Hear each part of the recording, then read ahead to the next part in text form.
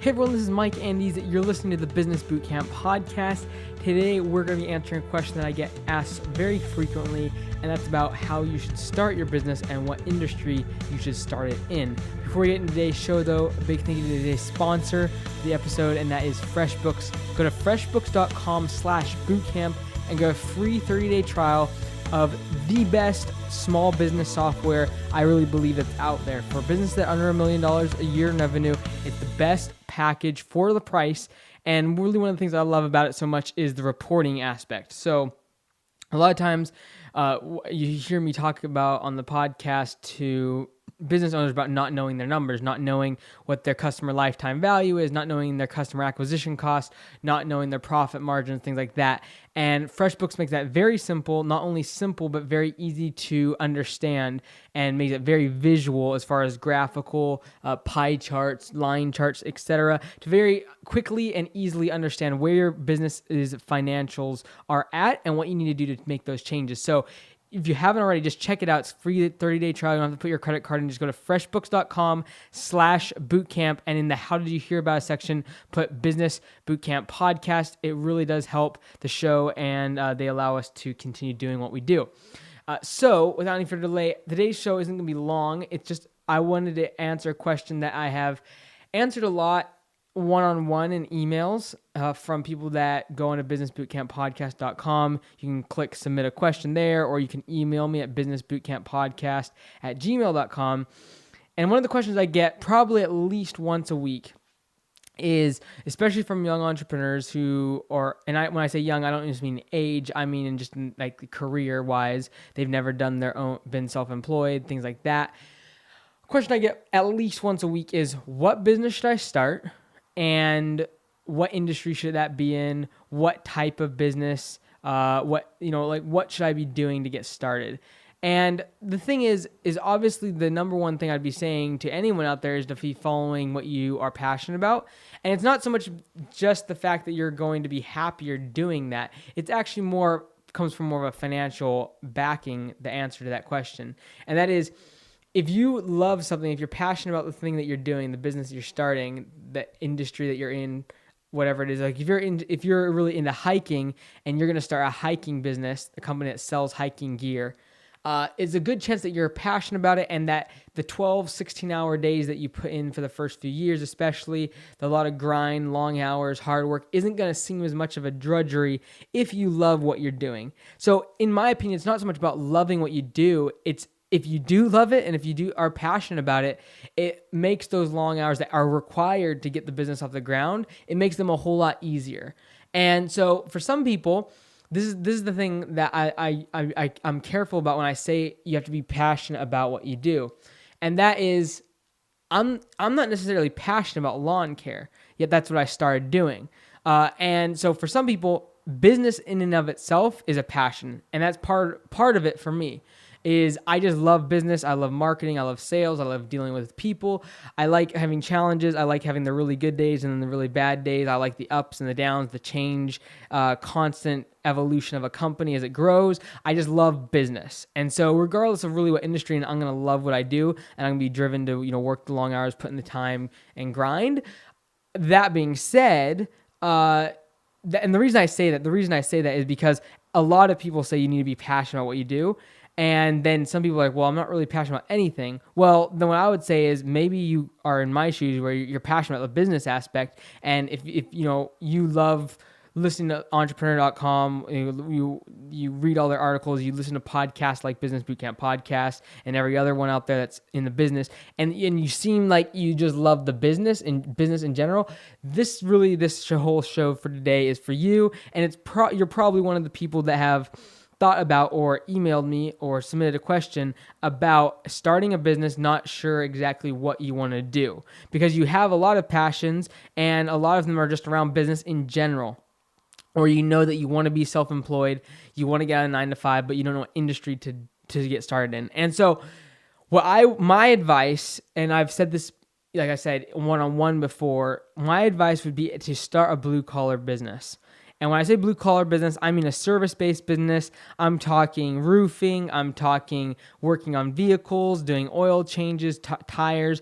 I'm talking doing air conditioning, carpet cleaning, junk removal. There's so many different businesses, and many times service businesses and many times home service businesses. What I mean by home service is like you're servicing someone's home and doing things around their house, home improvement, things, etc., like that. And the reason I say that is because it's low barrier to entry. There's always a demand for it, and there's not a huge amount of startup capital required, and there's not a huge ramp up of time of burn rate. There's not a whole like with a tech company where they go through millions and millions of dollars before they actually start generating a profit. You can really right from the get-go be profitable if you start one of these service businesses, and you can charge, $40-$60 an hour and generate money right from the get-go. Maybe not a lot, maybe you have to invest a lot of the money back into the business to grow it initially. However, you are making money right off the get. You don't have to create the market. It's really about a branding and creating a systematic company and organization, building a team. And it's more about that than creating a need for your service or product or technical, app or something like that, website. And the reason so many, especially young entrepreneurs, don't go that route is because they read, it's kind of the things they read on entrepreneur.com and the podcast they hear, very, very rarely is it about blue collar businesses. It's many times about tech startups. It's about the newest and brightest app. It's about the new technology, the new hoverboard, the new social media app, the new acquisition that was billions of dollars for a company that didn't make any money. The new if you're talking about podcasting or YouTubing, it's people that are making companies around their courses or their online businesses or their following, just being a social media influencer. And so what happens is because people are constantly feeding on the entrepreneur.com and fastcompany.com and the podcasting world and all of these things, because they get involved in all of that, they begin to think that only way they can start is by a blog or starting some sort of online Amazon, selling things, flipping on Amazon, or they have to start with some app, or they have to get a code development, or they have to go look for a VC to get money and start a tech startup and go through angel investors and try to get seed money and A and B and growth funding. And then they got to go to Techstars, and there's just like this very much kind of culture within our entrepreneurial community of going to the tech world or doing something in that. And yes, that's where the big dollars are made. That's where the scalable company, because technology allows you to scale. However, what I would push many young entrepreneurs to do in their first business, especially if you have a family, especially if you need to be generating some sort of income to support your family members, I would suggest doing a blue collar business. Like I said, I mentioned some of them there, but you can kind of get the gist of where I'm going.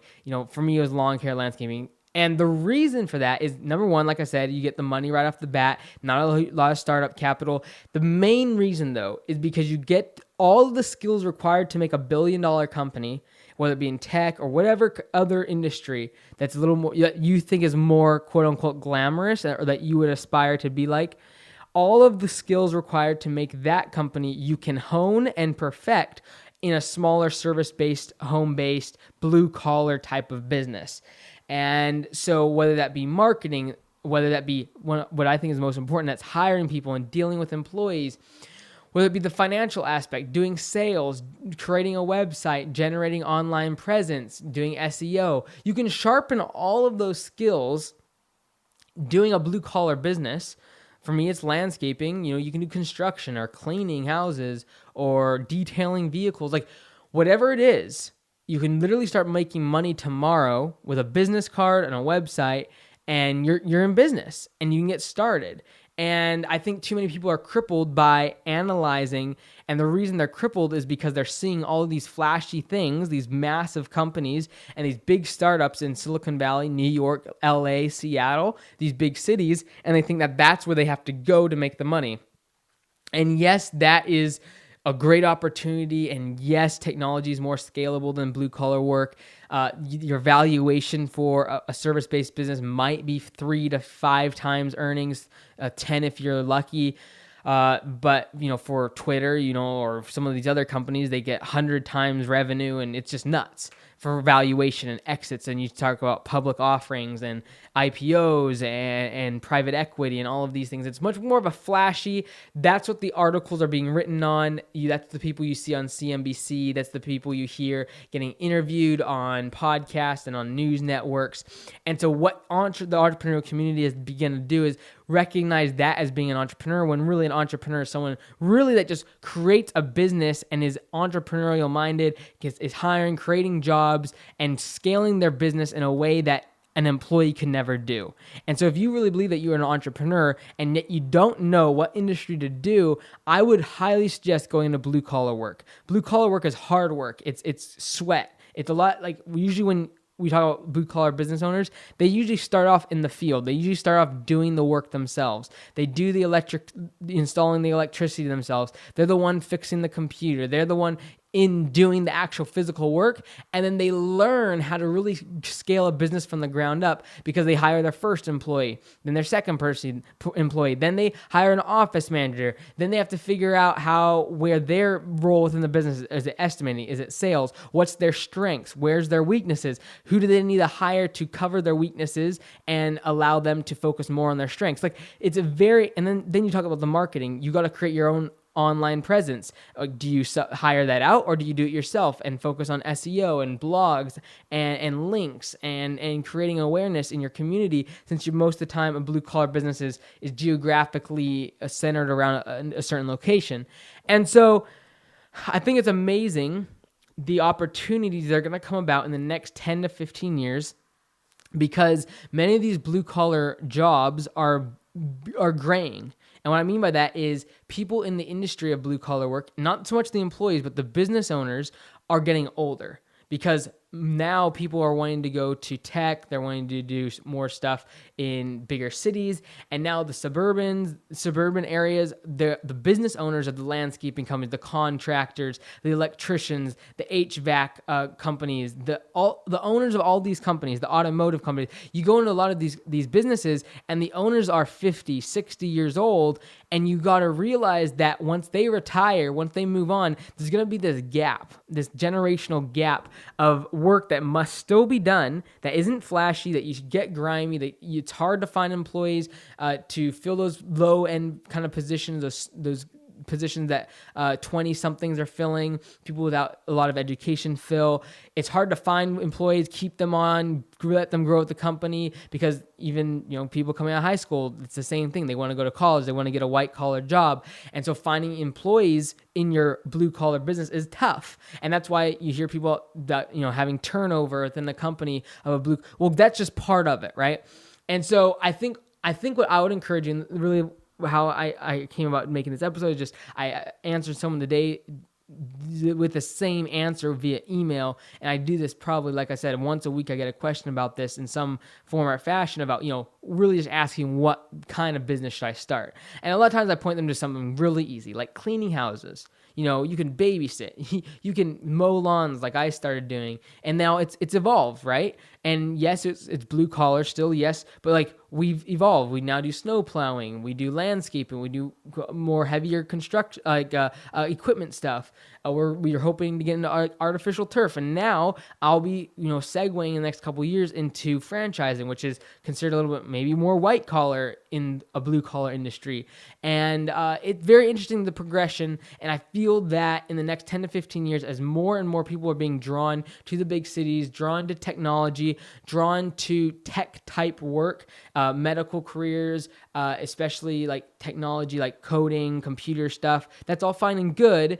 And more young people are going for the white collar jobs, even sales, and those things are looked at better than, who would want to go mow grass or who would want to go fix a car and get oily. And there's a lot of these industries like crabbing and fishing and marine aquatics that the business owners are aging, and there's going to be this gap. And so what I would recommend you do, if you don't know what to do, you don't know what industry, you don't know what business to start, I'd start off really simple. I'd do business cards. I would do a website. I would start something in the home improvement sector, whether that be cleaning vents, cleaning gutters, washing windows, whatever it is.